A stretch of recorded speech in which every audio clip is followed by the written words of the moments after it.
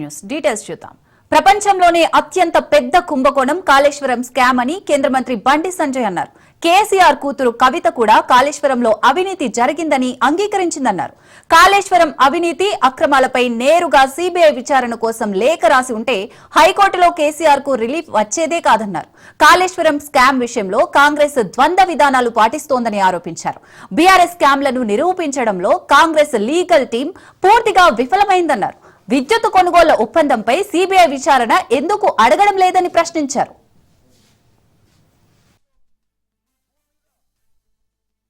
రేవంత్ రెడ్డి గారు స్పష్టం చేయాలి. కాళేశ్వరంలో పక్కా అవినీతి జరిగిందా జరగలేదా?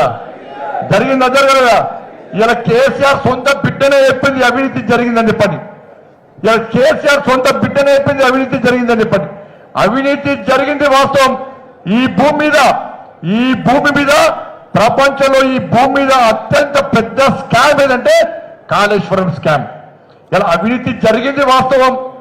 అవినీతి జరిగిందని కాంగ్రెస్ పార్టీ చెప్పింది. అవినీతి జరిగిందని మేం చెప్పినాం. ఇవాళ సిబిఐకి ఇవ్వాలని చెప్పి ఎప్పటి నుంచో బీఆర్ఎస్ పార్టీ నుంచి డిమాండ్ చేస్తున్నాం. ఫస్ట్ సిబిఐకి ఇవ్వాలని డిమాండ్ చేసింది నేనే. రాష్ట్ర అధ్యక్షుడు ఫస్ట్ డిమాండ్ చేసింది నేను సిబిఐకి అని చెప్పని. కాంగ్రెస్ పార్టీ 2 సంవత్సరాల నుంచి సిబిఐకి ఎందుకు ఇవ్వలేదో రాష్ట్ర ముఖ్యమంత్రి గారు స్పష్టం చేయాలి. ఇలా రేవంత్ రెడ్డి గారు స్పష్టం చేయాలి. కాళేశ్వరంలో కవితకు తెలియకుండానే బీఆర్ఎస్ సర్కార్ హయాంలో అవినీతి జరిగిందా అని పీసీసీ చీఫ్ మహేష్ కుమార్ గౌడ్ ప్రశ్నించారు. అవినీతిలో కవిత భాగస్వామ్యం కూడా ఉందన్నారు. ప్రాజెక్టుల పేరుతో ప్రజల సొమ్ము దోచుకొని వాటాల్లో తేడాలు వచ్చి తగాదా పెట్టుకుంటున్నారన్నారు. కుటుంబ తగాదాలతోనే ఒకరిపై ఒకరు ఆరోపణలు చేసుకుంటున్నారని అన్నారు. విచ్చలవిడిగా అవినీతి జరిగిందని ప్రజలు నమ్మినందునే బీఆర్ఎస్ ను అధికారంలోంచి దించారన్నారు. వచ్చే ఎన్నికల నాటికి రాజకీయ ముఖ చిత్రంలో బీఆర్ఎస్ ఉండదన్నారు. వాళ్ళు అధికారం ఉన్నప్పుడు ఒక 5 ఏళ్ల క్రితం చేస్తుంటే ఇలా ప్రజలు దాన్ని యాక్సెప్ట్ చేసేవారు. నిజంగా కూడా ఆవిడ నాయకురాలకు ఎదిగే అవకాశాలు ఉంటుంటే. కానీ ఇవాళ 10 ఏళ్ళు మీరు దానిలో భాగస్వామ్యమయ్యి 10 ఏళ్ళు యథేచ్ఛగా ప్రాజెక్టుల పేరట భూముల పేరట ప్రజల సొత్తును దోచుకొని ఆ దోచుకున్న సొత్తులో వాటాల్లో విభేదాలు వచ్చి ఇవాళ ఒకరొకరికి బయటపడతా ఉన్నారు. ఇప్పుడు దొంగల ముఠా కూడా సొమ్ము దొంగలించినప్పుడు వాటాల్లో తేడాలు వచ్చి తగులాడుకొని బయటపడి పోలీసులు దొరికిపోతూ ఉంటారు. వీళ్ళ అంశం కూడా అదే రకంగా ఉంది. ఇప్పుడు సంతోష్ రావు గారు నాకన్నా ఎక్కువ సంపాదించినారని, హరీష్ రావు గారు మా అన్నకన్నా ఎక్కువ సంపాదించినారని, ఇదంతా కూడా వాటాల తగాదా. సంతోష్ వెంట హరీష్ రావు వెంట రేవంత్ రెడ్డి గారు ఉన్నారని, లేదు కవిత వెంట రేవంత్ రెడ్డి గారు ఉన్నారని. రేవంత్ రెడ్డి గారు రాష్ట్రానికి నాయకుడు, ముఖ్యమంత్రి, ఎవరంట ఉండాల్సిన అవసరం మాకేముంది? ప్రజలు మా వెంట ఉన్నారు, మేము ప్రజల వెంట ఉన్నాం, ప్రజలతో ఉన్నాము. రైట్. ఇక మాజీ మంత్రి బీఆర్ఎస్ సీనియర్ నేత నిరంజన్ రెడ్డి మాట్లాడుతున్నారు. లైవ్ లో చూద్దాం. ఎన్టీ రామారావు గారు 1989లో ఈ నేపథ్యంలో ఎందుకు చెప్తున్నానంటే తెలుగుదేశం అనేటువంటి పార్టీ పుట్టుకనే దాని ఆరిజిన్లోనే కాంగ్రెస్ వ్యతిరేకత ప్రాతిపదికగా పుట్టినటువంటి పార్టీ అది నేను చెప్పేది కాదు. ఆ పార్టీ పెట్టినాడు ఎన్టీ రామారావు ప్రకటించినటువంటి. జీవితకాలం ఆ పార్టీకి సంబంధించినటువంటి అధినేతలందరూ మాట్లాడినటువంటి. తర్వాతి కాలంలో చంద్రబాబు నాయుడు రాహుల్ గాంధీతో కాంగ్రెస్తో రాజీపడి ఉండవచ్చు, అది వేరు విషయం. కానీ ఆ పార్టీ ప్రస్థానం అంతా కూడా కాంగ్రెస్కు వ్యతిరేకం. అది అవలంబించిన విధానాల మూలంగా ఉమ్మడి ఆంధ్రప్రదేశ్ రాష్ట్రంలో ప్రత్యేకించి తెలంగాణ అంశంలో ఆ పార్టీ అవలంబించిన విధానం వల్లనే వాళ్ళు అంతర్ధానమైనరు. దాన్ని చంద్రబాబు నాయుడు గారే అంగీకరించినారు, ఆంధ్రప్రదేశ్కు పరిమితమైనారు. తెలంగాణ ఇచ్చి మాకు అన్యాయం చేసిందని చెప్పి ఆంధ్ర ప్రజలు భావించబట్టే ఆంధ్రప్రదేశ్ రాష్ట్రంలో 2014లో జరిగినటువంటి ఎన్నికలలో కాంగ్రెస్ పార్టీకి ఒక్క ఎమ్మెల్యేని కూడా గెలిపేయలేదు. అక్కడ కాంగ్రెస్కి ఒక్కటి ఎమ్మెల్యేని కూడా గెలిపేయలేదు. అంటే ఆంధ్రప్రదేశ్ రాష్ట్రంలో కాంగ్రెస్ పార్టీ 100% నామరూపాలు లేకుండా పోవడానికి కారణమైనటువంటిది ఆనాటి పరిస్థితులు, ప్లస్ అది లబ్ధి జరిగింది తెలుగుదేశం పార్టీకి. మరి ఆ పార్టీ అలా తెలంగాణలో లేదని బాధపడిపోతున్నాడు రేవంత్ రెడ్డి గారు. ఆయన ఉన్నది కాంగ్రెస్ పార్టీ ముఖ్యమంత్రిగా. కాంగ్రెస్ పార్టీ కానీ వాళ్ళ శ్రేణులు కానీ వాళ్ళ నాయకత్వం కానీ ఆలోచించుకోవాలి. కాంగ్రెస్ మూల సిద్ధాంతానికి వ్యతిరేకంగా పుట్టినటువంటి పార్టీ, సైద్ధాంతికంగా కొట్లాడే పార్టీ, జాతీయ స్థాయిలో ఒకసారి ప్రతిపక్ష పార్టీగా పాత్ర పోషించినటువంటిది. 1984 డిసెంబర్లో రాజీవ్ గాంధీ గారు ప్రధానమంత్రి అయిన తర్వాత అఖిల భారత స్థాయిలో ఆనాడు ప్రతిపక్ష పార్టీ టీడీపీ, మాధవరెడ్డి గారు, ఆదిలాబాద్ జిల్లా మాధవరెడ్డి గారు ప్రతిపక్ష నేత అన్నాడు. ఇది చరిత్ర. మరి అటువంటి తెలుగుదేశం పార్టీ ఇలా తెలంగాణలో లేకుండా పోవడానికి కొంతమంది కుట్రలు పన్ని ఆ పార్టీ లేకుండా చేసిందని చెప్పి చాలా బాధపడిపోతున్నాడు రేవంత్ రెడ్డి గారు. అక్కడ ఆంధ్రప్రదేశ్లోనేమో కాంగ్రెస్ను కసి మీద ఓడించిండ్రు ఆంధ్ర ప్రజలు, తెలంగాణ ఇచ్చిండ్రు అని. అంటే ఇక్కడ తెలంగాణ ఏర్పడడం కానీ, తెలంగాణ ఒక రాష్ట్రంగా మనుగడ సాగించి ముందుకు పోవడం కానీ ఈ రోజు కూడా జీర్ణం చేసుకున్నటువంటి వ్యక్తి ఎవరంటే 100% రేవంత్ రెడ్డి గారు. ఇది ఆయన మాటల్లో ప్రతి క్షణం వ్యక్తమవుతా ఉన్నది. ఇలా పాలమూరు పర్యటన సందర్భంగా ఆయన చేసినటువంటి వ్యాఖ్యలలో ప్రధానమైనటువంటి వ్యాఖ్య ఇది. తీవ్రంగా ఖండిస్తున్నాం మేము. తెలంగాణ వాదులు అనుకునేటువంటి వాళ్ళు ఎవరైనా సరే ఒక బీఆర్ఎస్లో ఉండే వాళ్ళే కాదు, ఈ పౌర సమాజాన్ని పేరు పెట్టుకొని స్వయం ప్రకటిత మేధావులు ఉండేటువంటి వాళ్ళు కూడా ఉన్నారు కదా, వాళ్ళు కూడా మాట్లాడాలి దీని మీద. మరి వాళ్ళు కూడా స్పందించాలి. ఇలా రైతులకు యూరియా దిక్కులేదు. ఇదే పాలమూరులో ప్రతి మండల కేంద్రంలో వందల వేల సంఖ్యలో రైతులు యూరియా కోసం పడిగాపులు కాస్తున్నారు. యూరియా ఏమికే దిక్కులేదు. మంది పాలన చేసి దత్తత అన్నారు, పాలమూరు ఇదన్నారు. పాలమూరు గత చరిత్రను ఏదో సానుభూతితో తెలియపరుస్తూ దీన్ని కాపాడుకోవాలి, పాలమూరుకు వచ్చిన అవకాశాన్ని కాపాడుకోవాలంటున్నారు ముఖ్యమంత్రి గారు. మీకు వచ్చినటువంటి అవకాశానికి యూరియా దిక్కు లేకుండా పోవడమేనా కాపాడుకోవడానికి అర్థం? 21 నెలల నుంచి పాలమూరు రంగారెడ్డి ప్రాజెక్టు 32,000 కోట్ల రూపాయలు ఖర్చు చేసి 5 రిజర్వాయర్లు కట్టి 4 పంపింగ్ స్టేషన్లు కట్టి 27,000 ఎకరాల భూసేకరణ చేసి 90% ప్రాజెక్టు పని పూర్తి చేస్తే 21 నెలల నుంచి ఆ ప్రాజెక్టు మీద ఒక్కనాడు ఆ ప్రాజెక్టు సందర్శన చేసిన పాపానికి పోలే. నువ్వెట్లా పాలమూరు బిడ్డ అవుతావు బాబు? పరిహాసమా ఇది?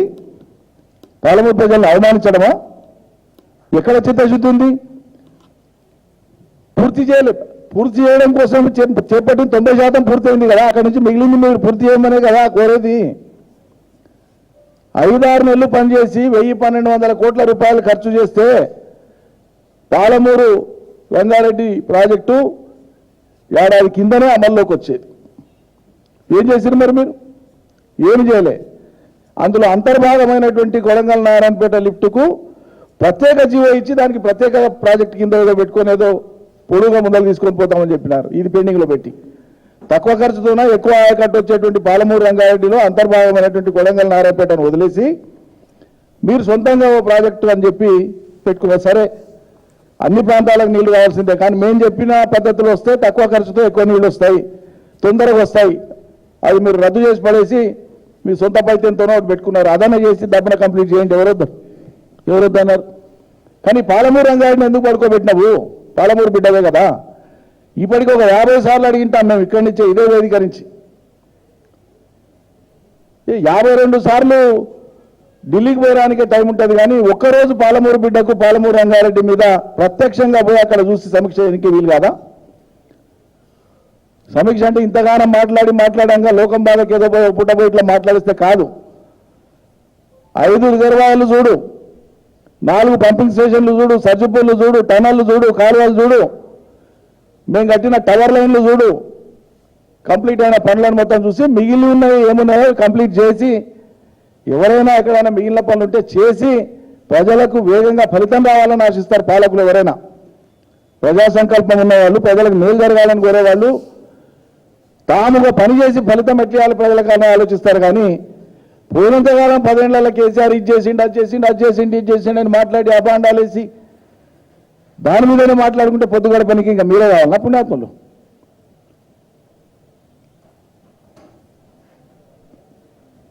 అబద్ధపు హామీలతో అధికారంలోకి వచ్చినారు. 21 నెలలు అయిపోయింది.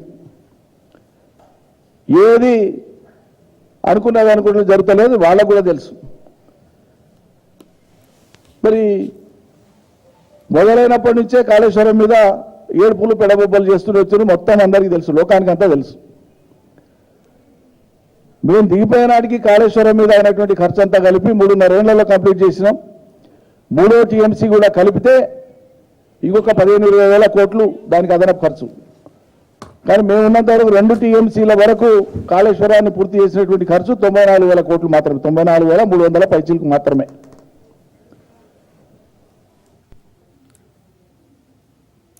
అవినీతి సొమ్ములో వచ్చిన వాటాల పంచాయతీ వల్ల కవిత మాట్లాడుతున్నారని కాంగ్రెస్ నేత ఫిరోజ్ ఖాన్ అన్నారు. జూబ్లీహిల్స్ టికెట్స్ కోసం త్వరలో అధిష్టానాన్ని కలుస్తానన్నారు. జూబ్లీహిల్స్ టికెట్ వచ్చిన ఎంఐఎం మద్దతు కోరానని, జూబ్లీహిల్స్ లో ఎంఐఎం పోటీ చేస్తేనే కాంగ్రెస్ గెలుస్తుందంటున్న కాంగ్రెస్ నేత ఫిరోజ్ ఖాన్ తో మా ప్రతినిధి రాజు ఫేస్ టు ఫేస్. రాజకీయ పరిణామాల మీద మనతో మాట్లాడడానికి కాంగ్రెస్ పార్టీ సీనియర్ నేత ఫిరోజ్ ఖాన్ గారు ఉన్నారు. ఎట్లా చూస్తారు? ఈ కవిత సెన్సేషన్ కామెంట్ చేస్తూ ఉంది, హరీష్ రావు వెనుక సీఎం రేవంత్ రెడ్డి ఉండి నడిపిస్తూ ఉన్నారు అనేది ఆమె చేస్తున్నటువంటి కామెంట్. మరోవైపు బీఆర్ఎస్ ఎమ్మెల్యేలు కవిత వెనుకనే సీఎం రేవంత్ రెడ్డి ఉన్నాడు అనేది కామెంట్ చేస్తాం. ఫస్ట్ పాయింట్, కవిత వెనుక అవసరం ఉండాలి, రేవంత్ రెడ్డి అవసరం లేదు. హరీష్ రావు వెనుక రేవంత్ రెడ్డి ఉండాలి, అవసరం లేదు. కవితకి ప్రాబ్లం ఏం ప్రాబ్లం?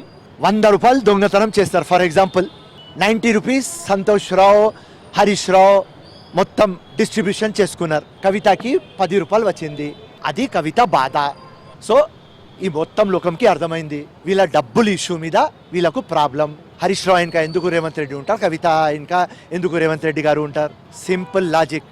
వాళ్ళ పర్సనల్ది డబ్బులు ఇష్యూ.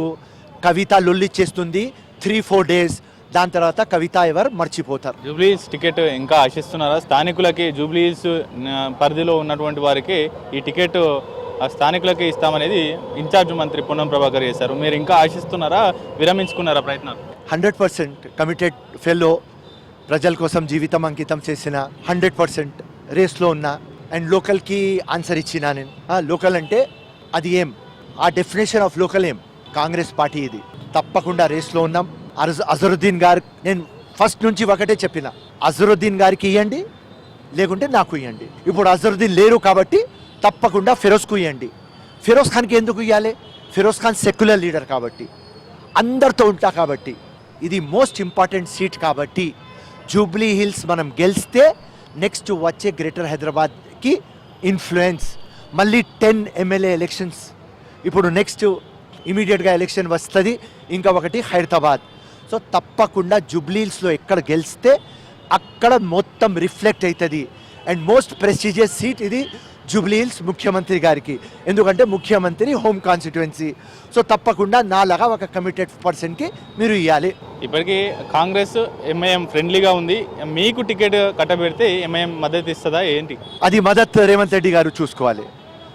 ఎంఐఎంకి ఒక ముల్లు ఫిరోజ్ ఖాన్, కానీ వాళ్ళకు ఒక ఉంటుంది మైండ్లో, అరే జూబ్లీస్కి ఫిరోజ్ ఖాన్ వెళ్ళిపోతే ఈ నాంపల్లి హైదరాబాద్ ఇడ్చేస్తాడు, మాకు లొల్లి పంచాయతీ వెళ్ళిపోతుంది అని వాళ్ళకు ఒక సాఫ్ట్ కార్నర్ వస్తుంది అని నేను నమ్ముతున్నా. సపోర్ట్ చేసేది ముఖ్యమంత్రి చెప్తాడు, తప్పకుండా వాళ్ళు సపోర్ట్ చేస్తారు.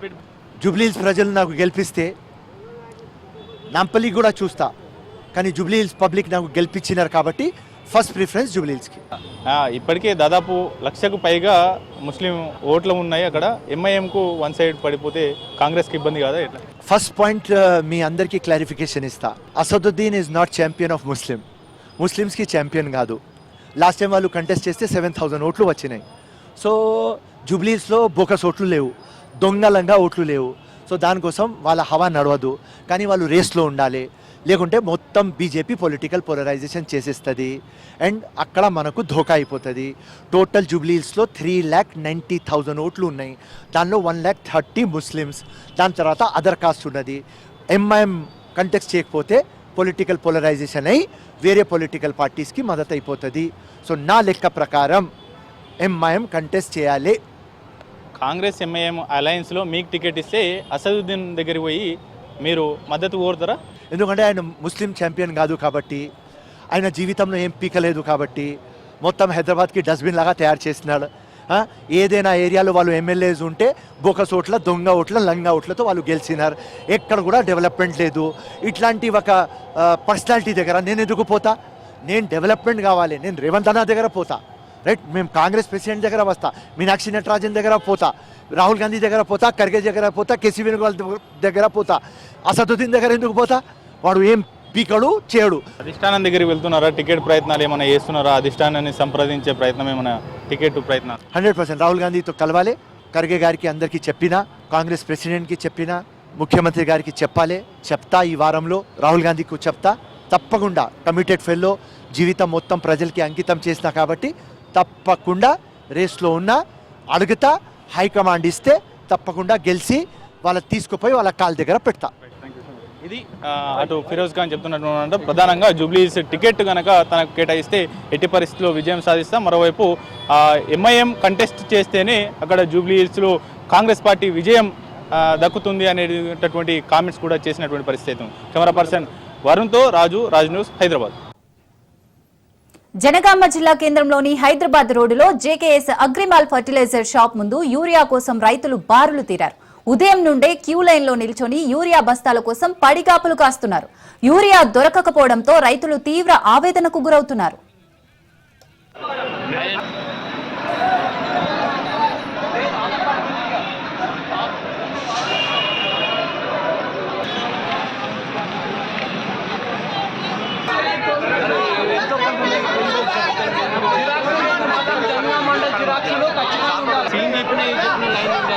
ఏం చేస్తా చెప్పు నేను.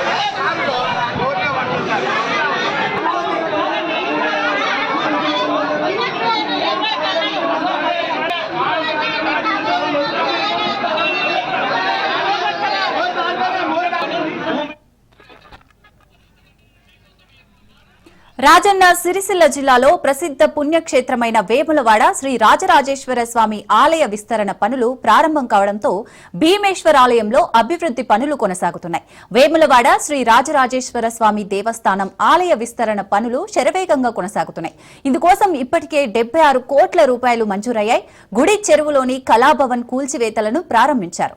ప్రతిరోజు జరిగే నిత్య కళ్యాణాలు, శ్రీ సత్యనారాయణ వ్రతాలు, హోమాలను ఓపెన్ స్లాబ్ లోకి మార్చారు. భక్తులు తలనీనాలు సమర్పించుకునే కళ్యాణ కట్టను కూల్చివేయనున్నారు. భీమేశ్వర ఆలయంలో భక్తుల దర్శనాలకు 3,48,00,000 రూపాయలతో ఏర్పాట్లు కొనసాగుతున్నాయి. ఆలయ అభివృద్ధి పనులను ఎప్పటికప్పుడు ఈవో రమాదేవి పర్యవేక్షిస్తున్నారు.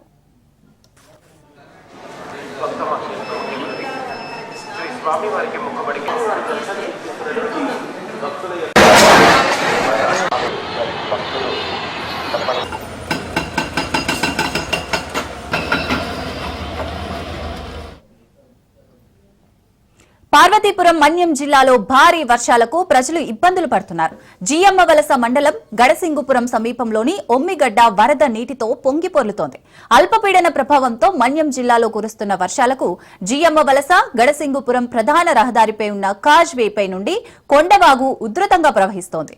దీంతో 10 గ్రామాల ప్రజలకు రాకపోకలు నిలిచిపోయాయి. దీంతో స్థానిక యువకుల సహాయంతో ప్రజలు, వాహనదారులు నడుములోతు నీటిలో ద్విచక్ర వాహనాలు మోసుకుంటూ ప్రమాదకరంగా వాగు దాటుతున్నారు. ప్రతి ఏటా వర్షాకాలం వచ్చిందంటే గ్రామాలకు వాహన రాకపోకలు నిలిచిపోతాయని స్థానికులు ఆందోళన వ్యక్తం చేస్తున్నారు. ఇప్పటికైనా ప్రభుత్వం స్పందించి కాజ్వే స్థానంలో వంతెన నిర్మాణం చేపట్టాలని ఆయా గ్రామాల ప్రజలు కోరుతున్నారు.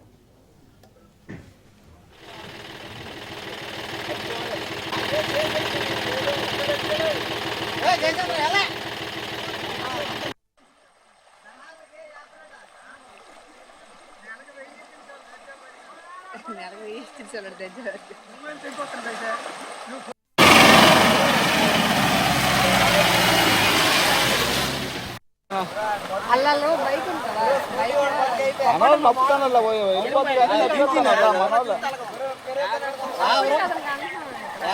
దాటించారు.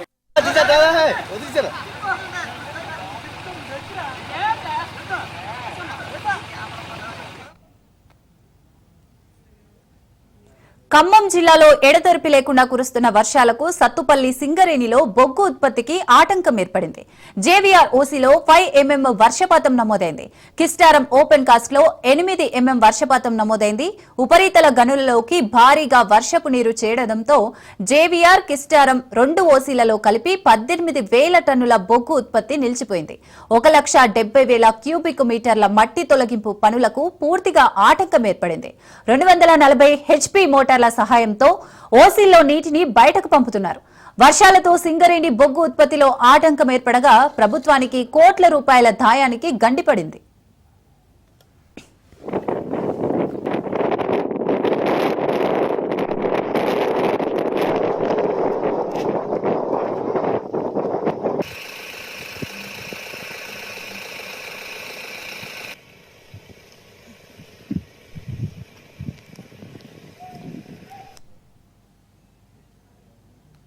తమ ఫ్యామిలీ పంచాయతీలో సీఎం రేవంత్ ఉన్నారన్న కవిత వ్యాఖ్యలపై సీఎం రేవంత్ రియాక్ట్ అయ్యారు. బుద్ధున్న వాళ్ళెవరైనా వాళ్ళ వెనక ఉంటారా అని సీఎం రేవంత్ రెడ్డి ప్రశ్నించారు.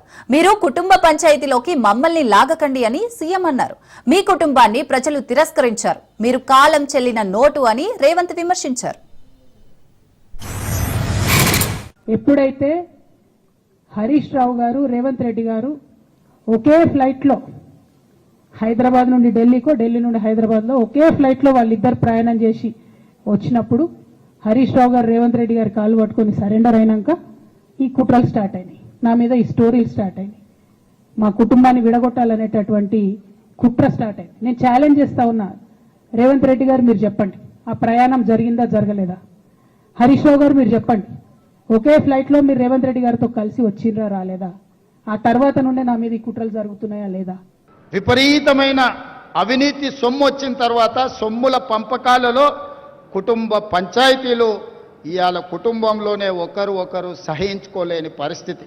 ఒకరి మీద ఒకరు యాసిడ్ దాడులు చేసుకోవాలని ఒకరిని ఇంకొకరు నవ్వుతూనే కడుపులో కత్తులు పెట్టుకొని కౌగిలించుకునే పరిస్థితులు ఈ రాష్ట్రంలో దాపురించినాయి.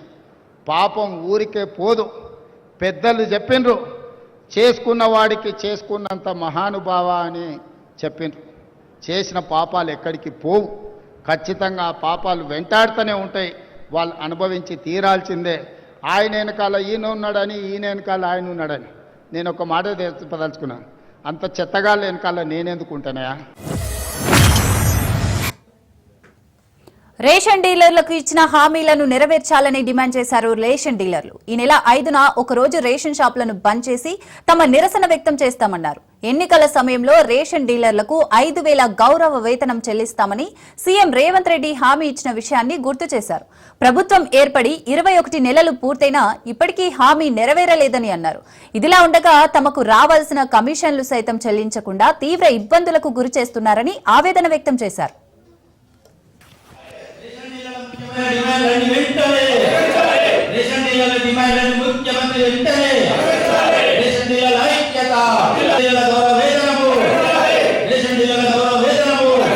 తెలంగాణ రాష్ట్ర రేషన్ డీలర్ల సంక్షేమ సంఘం అధ్యక్షుడిని బత్తుల రమేష్ బాబు మాట్లాడుతున్నాము.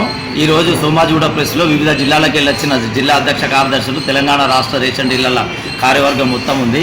ఈరోజు ఈ ప్రెస్ మీట్ ముఖ్య ఉద్దేశము, మాకు కాంగ్రెస్ ప్రభుత్వము 5 నెలల పాత బకాయిలు రాలేదు. ఈ సెంట్రల్ గవర్నమెంట్ ఇంతవరకు మాకు పాత బకాయిలు రాకుండా ఆర్థిక రేషన్ డీలర్లు రాష్ట్ర వ్యాప్తంగా ఆర్థిక ఇబ్బందులతో తట్టుకోలేక వచ్చే పండుగల సీజన్ ఉన్నది కాబట్టి మాకు వెంటనే కమిషన్ విడుదల చేయాలనేది ముఖ్య ఉద్దేశము. మరియు కాంగ్రెస్ ప్రభుత్వం మేనిఫెస్టోలో పెట్టిన ప్రకారం రేషన్ డీలర్లకు గౌరవ వేతనము 300 రూపాయల కమిషన్ మన ప్రభుత్వం వచ్చిన వెంటనే మేము జీవో విడుదల చేస్తామన్నారు. దాదాపుగా 22 నెలలు అయినా కానీ ఇంతవరకు మాకు గౌరవ వేతనం కానీ కమిషన్ కానీ విడుదల చేయనందుకు నిరసనగా రాష్ట్ర వ్యాప్తంగా 5వ తారీఖు నాడు శుక్రవారము శాంతియుతంగా రేషన్ షాపులు బంద్ చేస్తున్నాం. ఈ ముఖ్య ఉద్దేశం ఏంటంటే మన ముఖ్యమంత్రి గారికి, మినిస్టర్ గారికి, తెలంగాణ రాష్ట్ర ప్రభుత్వానికి శాంతియుతంగా రాష్ట్ర వ్యాప్తంగా బంద్, మా ముఖ్యమైన డిమాండ్లన్నీ ముఖ్యమంత్రి గారికి చేరుకోవాలనేది ముఖ్య ఉద్దేశము. అన్న రేవంత్ అన్న గారు, ప్రతి రేషన్ డీలర్ తలుచుకుంటే ఒక్కొక్క రేషన్ డీలర్ 5 నుంచి 1000 ఓట్లు వేసే కెపాసిటీ ఉంది. మా ముఖ్యమైన డిమాండ్లను అన్ని వెంటనే విడుదల చేసుకుంటూ గౌరవ వేతనం కూడా వెంటనే ప్రకటించాలని కోరుకుంటూ తెలంగాణ రాష్ట్ర రేషన్ డీలర్ల సంక్షేమ సంఘం అధ్యక్షుడు బత్తుల రమేష్ బాబు.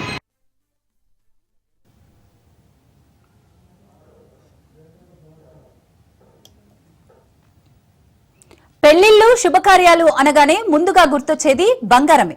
అంతగా మన సంస్కృతి సంప్రదాయాలతో ముడిపడిపోయింది ఈ లోహం. అంతేకాదు, పెట్టుబడి పెట్టాలనుకునే వారికి పసిడి మంచి సాధనం. పసిడితో పాటు వెండికి మంచి గిరాకీనే ఉంది. అందుకే వీటి ధరలను ఎప్పటికప్పుడు తెలుసుకోవడం ఎంతో ముఖ్యం. అయితే తెలుగు రాష్ట్రాల్లోని ప్రధాన నగరాలైన హైదరాబాద్, విజయవాడ, విశాఖ నగరాల్లో వాటి ధరలు ఎలా ఉన్నాయో తెలుసుకుందాం.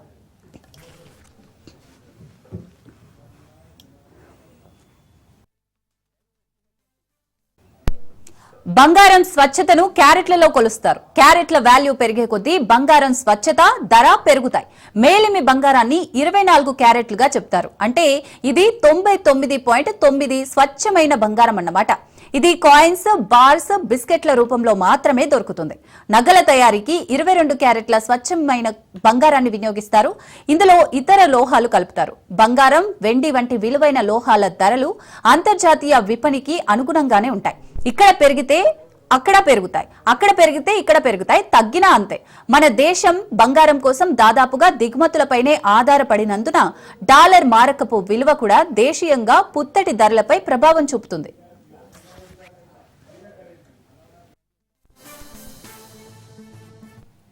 కొన్ని దుకాణాలు, ప్రాంతాల్లో పన్నులు, సుంకాలు ముందుగా కలపకుండా లోహాల ధరలను ప్రకటిస్తుంటాయి. దీనివల్ల ధర తక్కువగా కనపడుతుంది. ఆభరణం నచ్చి బిల్లు వేయమన్నప్పుడు పన్నులు, సుంకాలు కలిపితే ఏ ప్రాంతంలో అయినా బంగారానికి ఒక్కటే ధర అవుతుంది. ఆభరణం తయారీ, తరుగు ఛార్జీల్లో మాత్రం ప్రతి దుకాణానికి తేడా ఉంటుంది. కొంతమంది వ్యాపారులు బిల్లు లేకుండా విక్రయిస్తాం, అప్పుడు 3% జీఎస్టీ కట్టాల్సిన అవసరం ఉండదని చెప్తుంటారు. అయితే బిల్లు లేకుండా కొంటే కొన్ని చిక్కులు ఎదుర్కోవాలి. బంగారం నాణ్యత సరిగా లేకుంటే భారీగా నష్టపోవాల్సి వస్తుంది. ఆభరణం మరమ్మతులకు బాధ్యత వహించరు. కాబట్టి బంగారం కొనేటప్పుడు బిల్లు ముఖ్యం.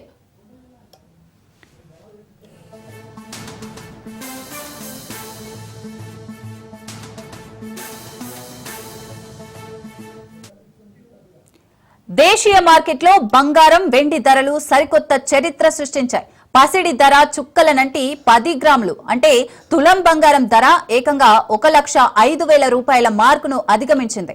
మరోవైపు వెండి ధర కూడా రికార్డు స్థాయిలో కిలోకు 1,26,000 రూపాయలకు చేరువై వినియోగదారులకు, ముఖ్యంగా ఆభరణాల ప్రియులకు భారీ షాక్ ఇచ్చింది. ఈ స్థాయిలో ధరలు పెరగడం మార్కెట్ వర్గాల్లో తీవ్ర చర్చనీయాంశంగా మారింది.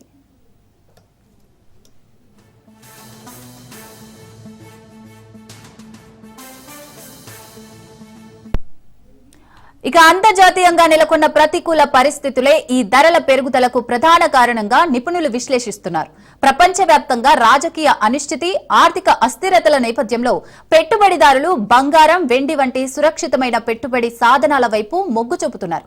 గ్లోబల్ మార్కెట్లో ఔన్స్ బంగారం ధర $2,500 పైకి చేరడం, డాలర్ విలువలో వస్తున్న మార్పులు దేశీయ ధరలపై ప్రత్యక్ష ప్రభావాన్ని చూపుతున్నాయి. వివిధ దేశాల కేంద్ర బ్యాంకులు బంగారాన్ని పెద్ద ఎత్తున నిల్వ చేసుకుండడం కూడా డిమాండ్ను పెంచి ధరలు పెరగడానికి దోహదపడింది.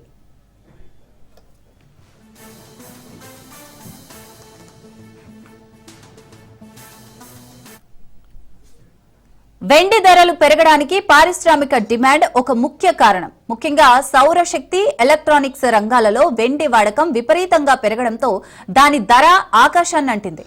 అంతర్జాతీయంగా ఔన్స్ వెండి ధర $30కు చేరువ కావడం గమనార్హం. దేశీయంగా పండగ సీజన్ సమీపిస్తుండటంతో పెరిగే డిమాండ్ కూడా ఈ ధరల పెరుగుదలకు మరింత ఆజ్యం పోస్తోంది. రాబోయే రోజుల్లో బంగారం, వెండి ధరలు మరింత పెరిగే అవకాశం ఉందని మార్కెట్ విశ్లేషకులు అంచనా వేస్తున్నారు.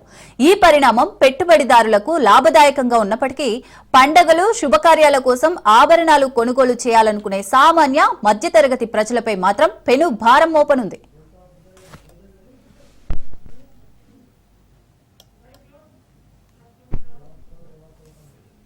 ఇక ఇవి బులెటిన్ అప్డేట్స్. మరిన్ని అప్డేట్స్ కోసం చూస్తూనే ఉండండి రాజ్ న్యూస్.